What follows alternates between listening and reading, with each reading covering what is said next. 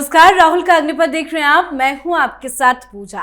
एक के बाद एक राज्यों में हार, संगठन का लगातार कमजोर होना और अब राज्यसभा में भी घटती ताकत। सत्ता की सीढ़ियों से फिसलती कांग्रेस अब ऐसे मोड़ पर खड़ी है जहां उसे अपने ही नेताओं और विधायकों को संभालना मुश्किल पड़ रहा है।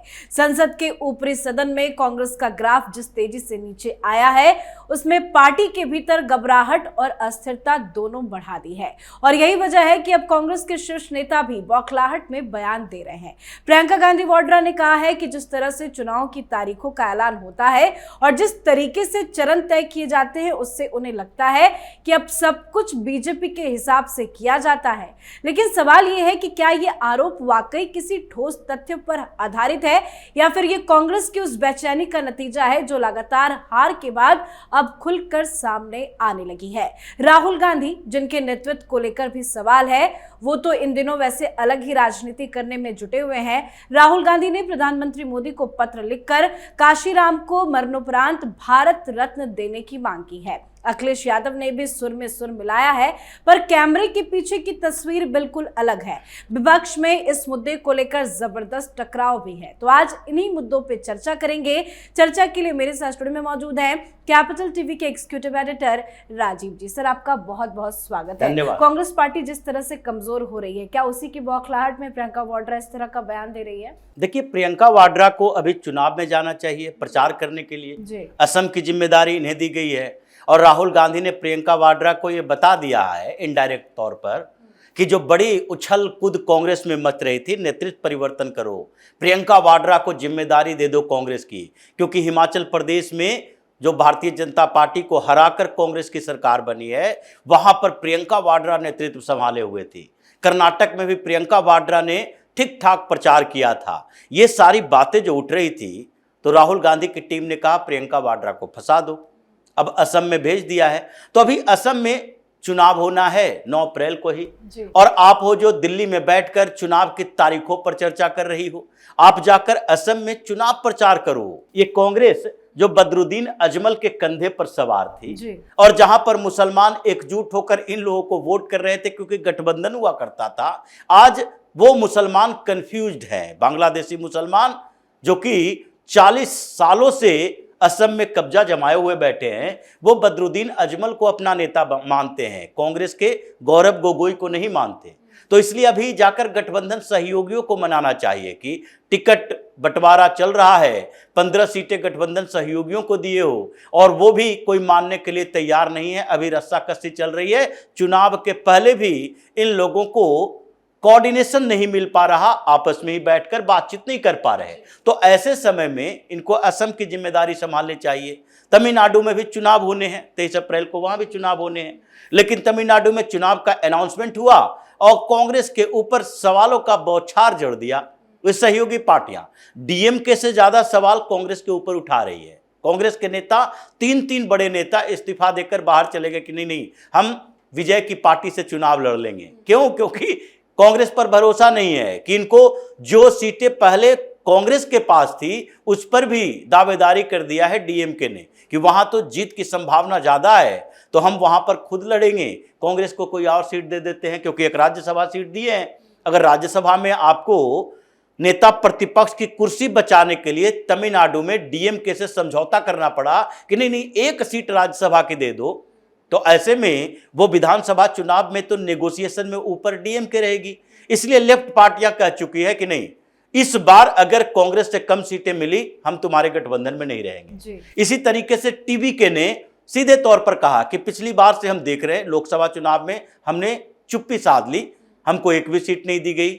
लेकिन उसके पहले विधानसभा चुनाव में भी हमें सीट नहीं दी गई, तो हमने एक कैंडिडेट उतारे, एक जीत कर आया हमारा। लेकिन अब इस बार अगर 10 से कम सीटें मिली तो हम साथ नहीं रहेंगे। उसने भी बाहर जाने का अनाउंसमेंट कर दिया और उसने कांग्रेस का एग्जाम्पल दिया है कि कांग्रेस बार्गेन कर सकती है, तो हम क्यों नहीं कर सकते। तो जाकर तमिलनाडु में डीएमके के साथ कोऑर्डिनेशन बिठाओ।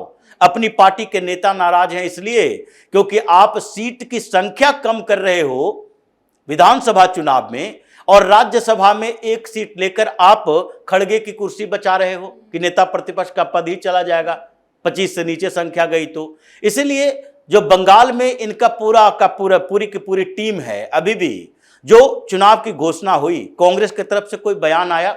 हालांकि एक बयान कांग्रेस की तरफ से अलग अलग जगहों पर आया, जो प्रियंका वाड्रा के इस बयान का कंट्राडिक्शन है।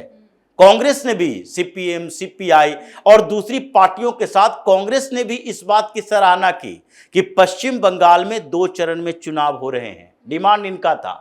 और फिर भी कह रहे हैं कि नहीं, भारतीय जनता पार्टी के दफ्तर में बैठकर डेट अनाउंसमेंट किया गया। अब डेट कैसे होता?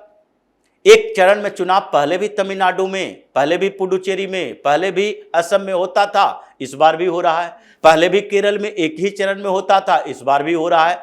पश्चिम बंगाल में जहां पर 7-8 चरण में चुनाव होते थे, 1991 के बाद थे, वहां पर 2 चरण में चुनाव हुए। और आपने भी मांग की थी इसके लिए, लेफ्ट पार्टियों ने मांग की थी, भारतीय जनता पार्टी ने की थी, और साथ ही कांग्रेस ने भी कहा था कि नहीं, एक चरण में चुनाव करवाओ, बहुत हुआ तो 2 चरण ले जा सकते हो, उससे ज्यादा नहीं होना चाहिए। तो 2 फेज के चुनाव की मांग तो आपने की थी, लेकिन बेशर्मी से प्रियंका वाड्रा सामने आ गई। कुछ तो बोलना है। राहुल गांधी चुनाव आयोग के ऊपर, मुख्य चुनाव आयुक्त के ऊपर सवाल उठाते हैं, तो हमें भी तो कुछ बोलना है, क्योंकि राहुल गांधी तो अभी बिल में छिपे हुए हैं। तो इसलिए चुनाव की घोषणा से जितने राज्यों में चुनाव है, केरल में संभावना थी, कमजोर हो गई है। असम में संभावना है नहीं। पश्चिम बंगाल में आप आउट ही हो, एक भी विधानसभा की सीट आपके पास नहीं है। इसके लिए शर्म आनी चाहिए कांग्रेस की, कि कहती है कि नहीं, देश की सबसे पुरानी पार्टी है, ये सबसे कूड़ा कबाड़ी पार्टी हो गई है, सबसे पुरानी नहीं रही। तो इसलिए इन राज्यों में जहां चुनाव की जीतने की संभावना थी, आपने खो दिया। और जहां है ही नहीं संभावना, तमिलनाडु में आपके लिए कोई आधार नहीं है, वो डीएमके वर्सेस एआईडीएमके है। और इसलिए आप बाहरी तौर पर हो, जैसे भारतीय जनता पार्टी वहां सहयोगी पार्टी एआईएडीएमके की है, वैसे ही आप डीएमके की सहयोगी पार्टी हो। स्पेशली अगर बंगाल में देखा जाए, आप हो नहीं, तो किसी भी जगह पर आपके लिए अनुकूल स्थिति नहीं है। ऐसे में चुनाव आयोग पर जितने भी आरोप लगाओ, कोई फर्क नहीं पड़ता। प्रियंका वाड्रा उस रेस से बाहर हो जाएंगी जैसे ही असम का चुनाव परिणाम आएगा कि नेतृत्व परिवर्तन करने से कोई फायदा नहीं है, ये राहुल गांधी से भी बदतर नेता साबित होने वाली है। बिल्कुल। लेकिन राहुल गांधी की बात करें तो राहुल गांधी को क्या हो गया, बार बार काशीराम का जिक्र क्यों कर रहे हैं? अब तो उन्होंने पीएम मोदी को चिट्ठी भी लिख डाली है भारत रत्न को लेकर। देखिए, इनकी बौखलाहट मायावती से है जी। अभी तक मायावती का वही रुख रहा जो नवीन पटनायक का रहा था, जो केसी रामाराव का रहा था। वो रुख इनका भी रहा कि नहीं, हम इंडी अलायंस का हिस्सा नहीं है, न एनडीए का हिस्सा है। अभी जो इंडी अलायंस इन्होंने बनाया था, तो मायावती पर बहुत सारा दबाव बनाया गया कि नहीं, एक दलित चेहरा कम से कम तो होना चाहिए। बहुत सारे दलित नेता हैं, लेकिन मायावती जैसा कद किसी का नहीं है। रामविलास पासवान की पार्टी है, चिराग पासवान दलित नेता माने जाते हैं, जीतन राम मांझी दलित नेता हैं, रामदास अठवले हैं, लेकिन सबकी पहचान अपने स्टेट तक सीमित है, उसमें भी एक सीमित जगह पर, सीमित वर्ग में। लेकिन मायावती वो लीडर है जो काशीराम की लीगेसी को संभाल रही है। उनका फुटप्रिंट उनकी पार्टी का हर स्टेट में है। वो नेशनल पार्टी रह चुकी है, राजस्थान में भी 6-6 विधानसभा सीटें जीत कर लाती है, हरियाणा में भी चुनाव लड़ती हैं, पंजाब में दूसरी सबसे बड़ी पार्टी यानी अकाली दल भी उनके साथ गठबंधन करती है। पंजाब में भी ठीक ठाक आधार है, क्योंकि पहले पंजाब से ही राजनीति की शुरुआत काशीराम ने की थी। कर्नाटक के चुनाव में भी वो पार्टिसिपेट करती है और केरल में भी करती है। तो इनको लग रहा था कि ये कम से कम इंडी अलायंस का हिस्सा तो हो जाएं, हिस्सा तो बनी नहीं। तो इनकी बौखलाहट देखी कि नहीं, इनके पैटर्न जो हैं उन्हीं को छीन लो। अगर राहुल गांधी को लगता है कि काशीराम को अभी भारत रत्न दिया जाना चाहिए, तो इनको वो उस समय क्यों नहीं लगता था? 2014 से पहले ये बच्चे तो थे नहीं, राजनीति में थे, यानी कि अभी अपॉर्चुनिस्ट पॉलिटिक्स कर रहे हैं। इनके इन दबाव से कोई फर्क नहीं पड़ेगा। भारतीय जनता पार्टी तो वो पार्टी है, या प्रधानमंत्री मोदी का नेतृत्व देखिए कि वो अवार्ड देने के लिए, चाहे पद्म अवार्ड में कोई भी हो, पद्म भूषण हो, पद्म विभूषण हो या फिर भारत रत्न हो, उन्होंने ये नहीं देखा कि ये भारतीय जनता पार्टी से जुड़ा है या संघ से जुड़ा है या कम्युनिस्ट पार्टी से जुड़ा है। वी अच्युतानंद भारतीय जनता पार्टी के नहीं, कम्युनिस्ट पार्टी के नेता है, पद्म अवार्ड मिला। ये किसी पार्टी के नेता हो, ये चौधरी चरण सिंह भारतीय जनता पार्टी के नेता थोड़ी रहे, उनको भी अवार्ड मिला। मुलायम सिंह यादव भारतीय जनता पार्टी के नेता थोड़ी है। ये अखिलेश यादव को शर्म आनी चाहिए इस बात के लिए कि उनके पिता को उनके सहयोगी पार्टी रही कांग्रेस ने कभी कोई अवार्ड नहीं दिया, और जिसके खिलाफ लड़ते रहे उसको अवार्ड दे दिया।